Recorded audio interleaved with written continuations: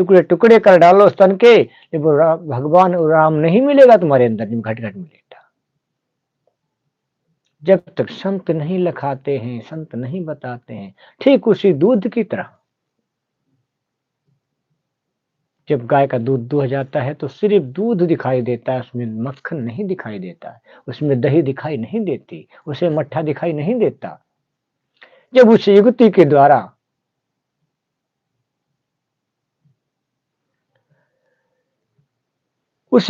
द्वारा बनाया जाता है, गाय से दूध दुह करके बर्तन में लिया जाता है, फिर उसको छान करके एक मलैया में रख करके मटकी में आग पकाया जाता है। आग पर पक जाता है, फिर दूसरे बर्तन में ठंडवा कर रख दिया जाता है। वो ठंडा होकर के जम जाता है, उसका रूप क्या हो जाता है, दूध से दही बन जाती है। फिर जब दूध से दही बन जाती है, फिर क्या करते हैं, फिर उसे ठंड के समय में आग पर रख करके एक मथनी डाल करके रस्सी बांध करके उसे मथा जाता है। और गर्मी के समय में जल में बर्तन में रख करके उसे उसमें मटकी रखा जाता है। धीरे धीरे धीरे धीरे माताएं बहनें भाइयों जब उसको मथते हैं, माता बहन भाइयों उसे मथते मथते मथते मथते इतना मथा जाता है, मट्ठा बन जाता है।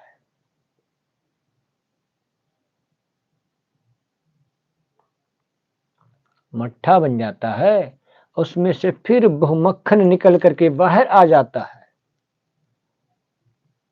तब उसे मक्खन कहते हैं।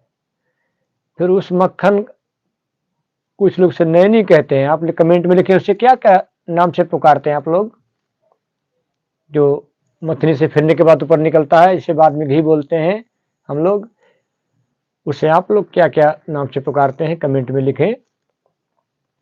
फिर जब वो घी निकल करके फिर पकाया जाता है, आग पर किसी बर्तन में रखकर फिर पकाया जाता है, उसमें जो खोजी जम जाती है उसे कहते हैं मैहर।